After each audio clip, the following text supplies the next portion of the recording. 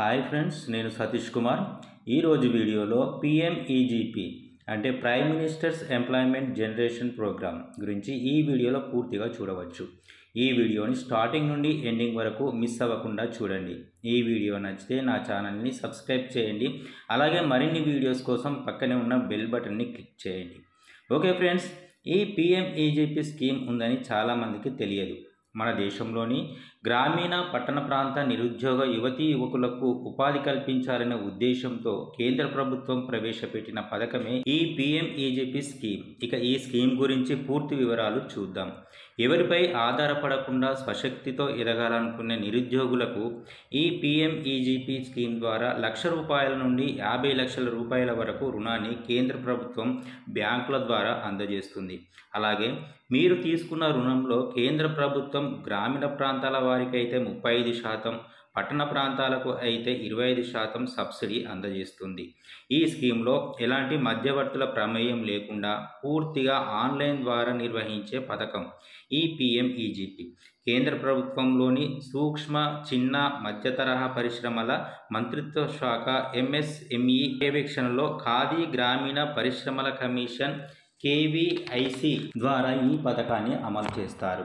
పిఎంఈజీపీకి ఎవరు అర్హులు అంటే కొత్తగా ఏర్పాటు చేసే చిన్న, సూక్ష్మ, కుటీర పరిశ్రమల యూనిట్ల మొదలు మధ్య తరహా పరిశ్రమల స్థాయి వరకు ఈ రుణాలను అందజేస్తారు. మీరు పెట్టబోయే కొత్త తయారీ యూనిట్కు 50 లక్షల వరకు రుణం ఇస్తారు. సర్వీస్ యూనిట్లకు అయితే 20 లక్షల వరకు రుణాన్ని అందజేస్తారు. గతంలో గరిష్టంగా 25 లక్షల వరకు మాత్రమే ఉండే ఈ స్కీమ్ ఇప్పుడు నిరుద్యోగ యువతకు ప్రోత్సాహం అందివ్వాలనే లక్ష్యంతో 50 లక్షల వరకు పెంచారు. ఈ స్కీమ్లో ఎవరు ఎంత పెట్టుబడి పెట్టాలి? జనరల్ కేటగిరీ వ్యక్తులు యూనిట్కి మొత్తం వ్యయంలో 10%, అలాగే మహిళలు, ఎస్సీ, ఎస్టీ, బీసీ, మైనారిటీ, దివ్యాంగులు, మాజీ సైనికులు ప్రాజెక్టు వ్యయంలో 5% పెట్టుబడి పెట్టాల్సి ఉంటుంది. ఇలా సాధారణ కేటగిరీ వారికి 90%, వెనుకబడిన వర్గాలకు 95% మొత్తాన్ని రుణంగా మంజూరు చేస్తారు. ఇప్పుడు ఈ స్కీమ్కి దరఖాస్తు చేయడం ఎలా? అసలు ఈ పథకం మొత్తం ఆన్లైన్ ప్రక్రియ ద్వారా జరుగుతుంది.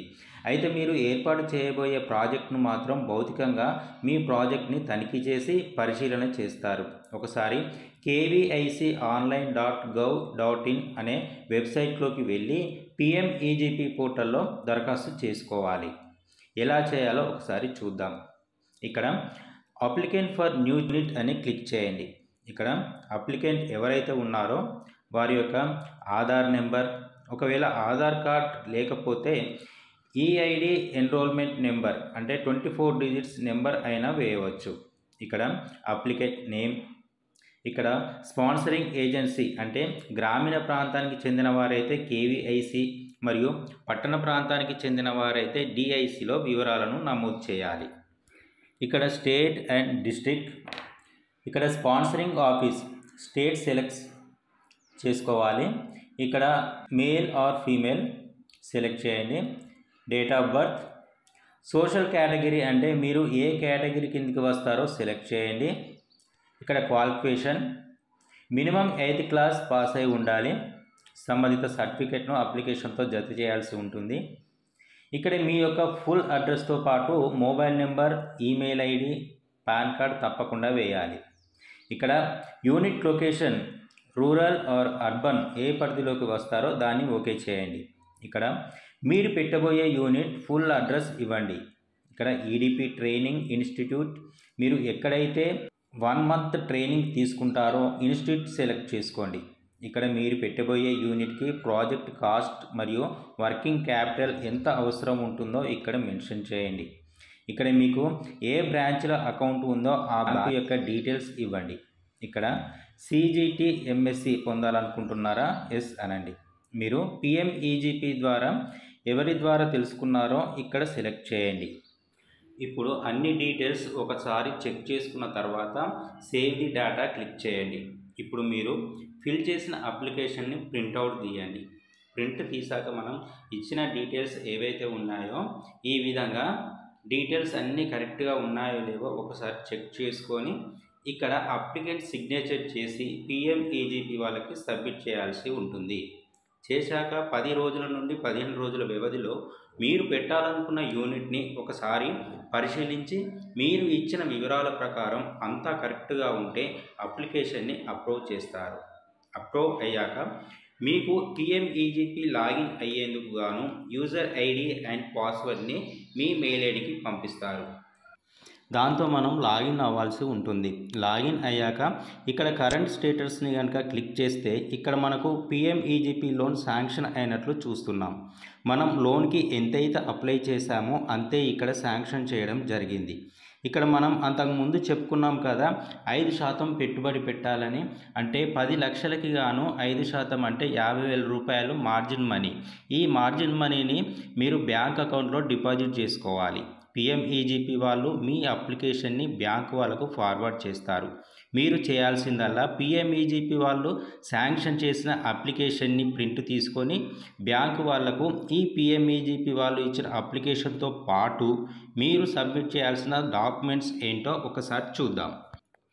1 PAN card, 2 Aadhaar card, 3 shop current bill latest month, 4 trade licence, ఇది మున్సిపల్ ఆఫీసులో ఇస్తారు, 5 phone number, 6 email ID, 7 passport size photo, 8 business unit name and address with బోర్డుతో, 8 qualification certificate, 9 business unit house tax receipt latest month, 10 IT returns with UDIN నెంబర్తో తప్పకుండా ఉండాలి, 11 sales quotation and expenditure estimation value, 12 GST number, 13 Udyam certificate, ఇది మీ సేవలో ఇస్తారు, 14 caste certificate.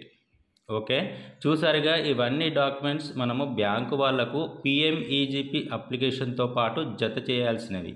ఇవన్నీ documents verify చేశాక bank వాళ్ళు మనం పెట్టబోయే యూనిట్ని ఒక్కసారి విజిట్ చేస్తారు. మనం ఇచ్చిన డాక్యుమెంట్స్ కానీ మనం పెట్టాలనుకున్న యూనిట్ కానీ అన్ని న్యాయపరంగా ఉంటే మనం ఇచ్చిన సేల్స్ కొటేషన్స్ ఎవరిదైతే ఇచ్చామో వారి అకౌంట్లో జమ చేస్తారు. సో మనం ఇచ్చిన కొటేషన్ ఆధారంగా వారి దగ్గర మనకు కావాల్సిన మెటీరియల్స్ అండ్ వర్కింగ్ క్యాపిటల్స్ కొనుగోలు చేయవచ్చు. ఓకే ఫ్రెండ్స్, ఈ పిఎంఈజీపీ లోన్ గురించి మీకు ఇంకా ఏమైనా డౌట్స్ ఉంటే కామెంట్ చేయండి, క్లియర్ చేస్తా. ఈ వీడియో కానీ నచ్చితే వెంటనే సబ్స్క్రైబ్ చేయండి. మరిన్ని వీడియోస్ కోసం పక్కనే ఉన్న బెల్ బటన్ని క్లిక్ చేయండి. Thank you.